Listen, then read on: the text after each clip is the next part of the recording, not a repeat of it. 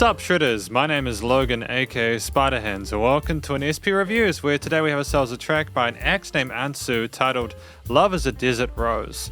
And if we switch over to here we have ourselves a track on the screen on YouTube and we're going to listen through it from start to finish and we're going to hear what we think. Let's go!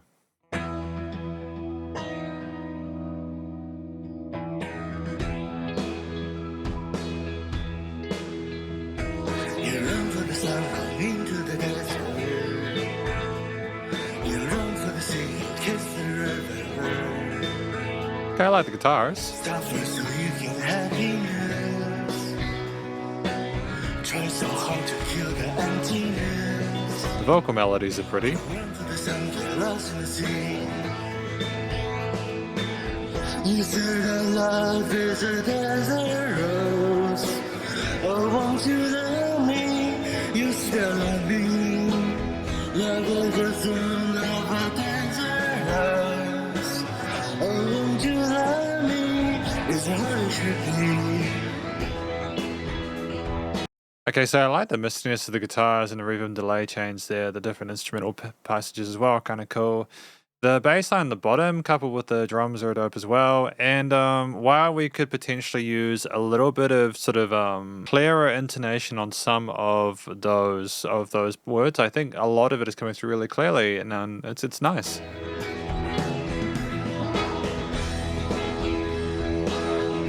Loving the jangly leads on top as well, with the swishing between the sides.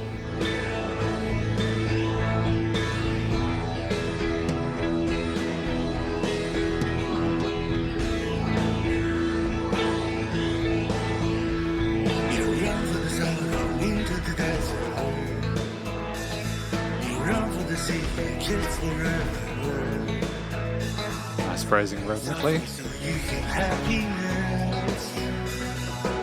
Try so hard to kill the emptiness. You run for the sun, get lost in the sea. Are the drums going backwards and forwards? Oh, won't you love me? You still love me. Love is the soul of a desert rose.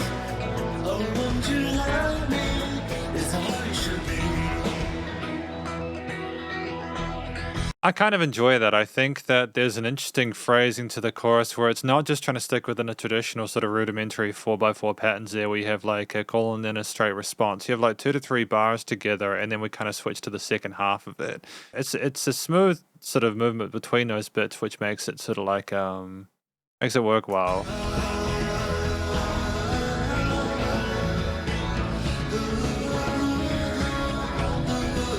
What if we put on their voice in regards to effects?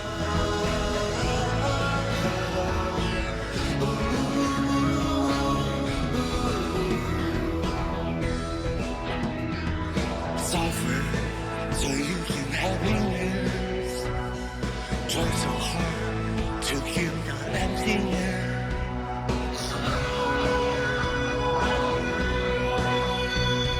Kind of sounds like a synthesizer the way we've cut the vocal part there. You said that love is a desert rose. Oh, won't you love me? You still love me. Love is a fool of a desert rose. Oh, my God. Love is a desert rose. No, I actually do genuinely like it. Sometimes when I do reviews, I wonder, you know, like, what kind of experience are we going to have here? But at 3 minutes, I think this was really well phrased, in part due to the lyric video, but also because I could hear what we were talking about with, like, the hook lines and stuff like that. I think I understand what the track is about, as well as a lot of the rest of it, and we're going to talk about that more in the conclusion.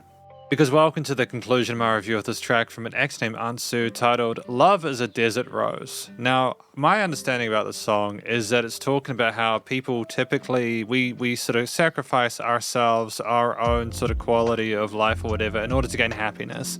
How it's something that we continue to try and chase, often to no avail. But then we sort of talk about, or at least we're wondering whether it was worthwhile, right?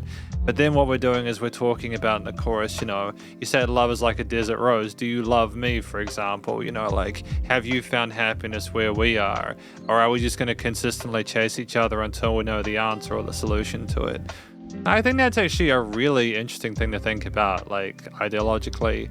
Is love worth the chase? So I'm grateful to Antzu for putting this forward.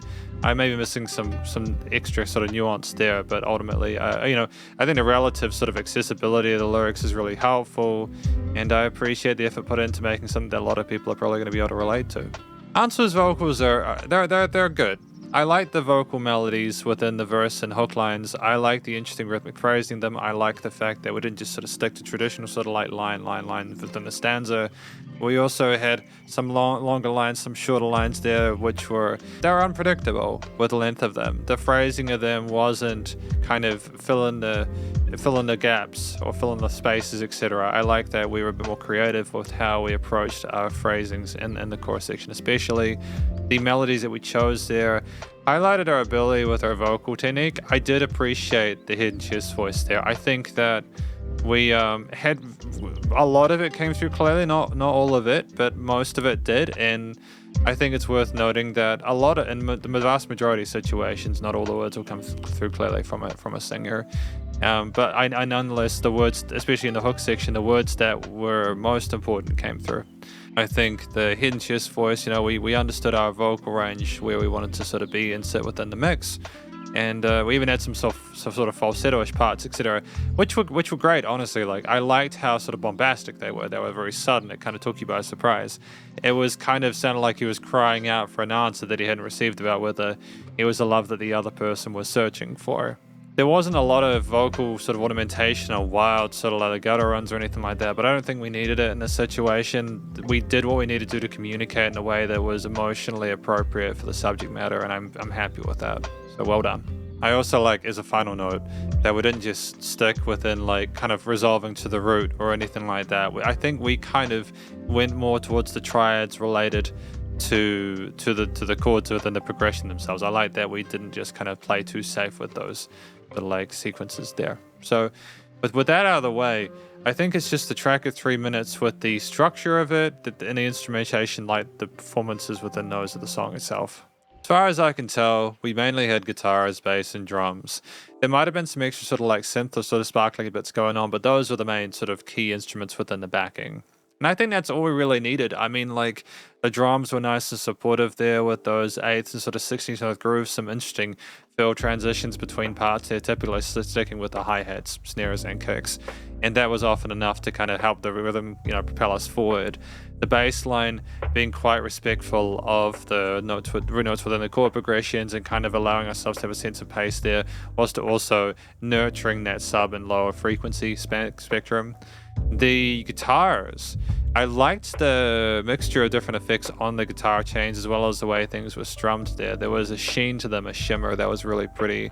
And I liked also the fact that we were nice and tight with the way we performed those parts.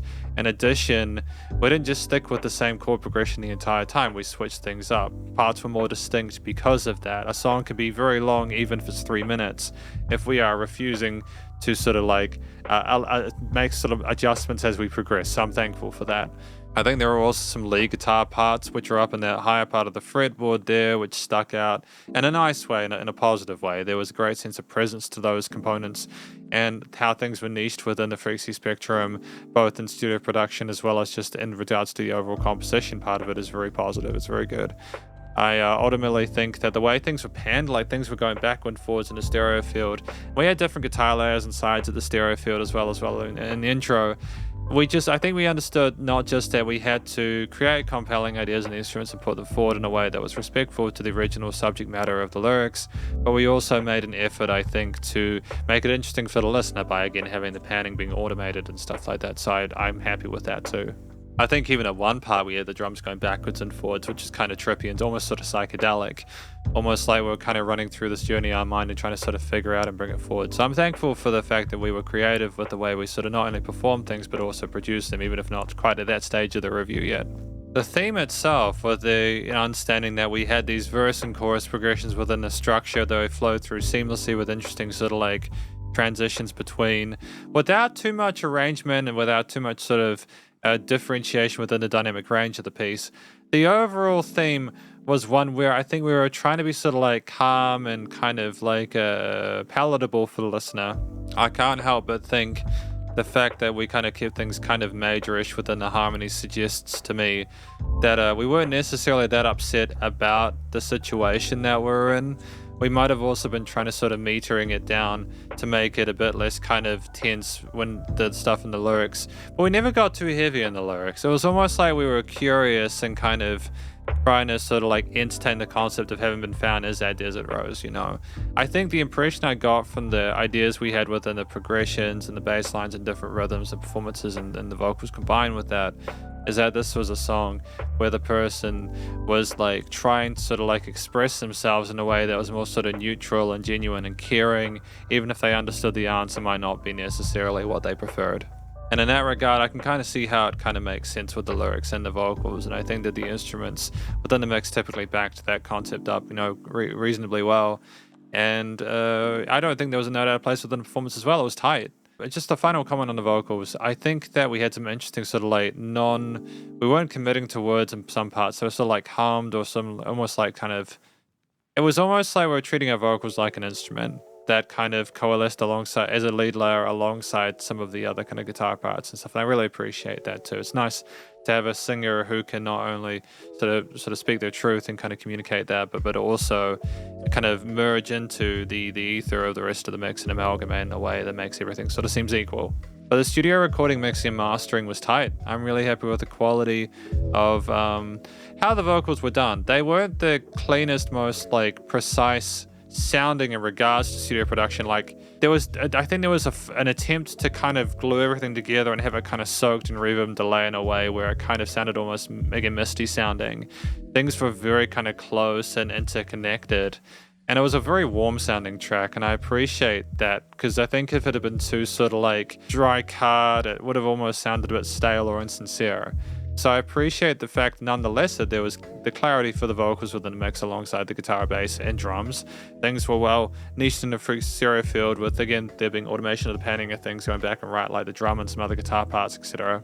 And there were no weird resonant frequencies in the frequency spectrum. Things were nicely niched in the mids to lows to highs, and again, the subs were like the bass and stuff like that. There was glowing of the track. There wasn't a lot of dynamic range to it. Things were the same loudness for a reasonable amount of it, at least in regards to the perceived loudness. There might have been points where there were less instruments, but I think at the same time, we simply had a situation where we were trying not to have too many sort of like massive sort of dips or peaks. And I kind of appreciate that, especially with a track this length. You know, it's right in the middle of the 2 to 4 minute sweet spot. If it had been too much change of the variety, it might have seemed a little bit too experimental. For a single, it works. And it was still nice and loud without pumping, so the bus compression and limiting was handled.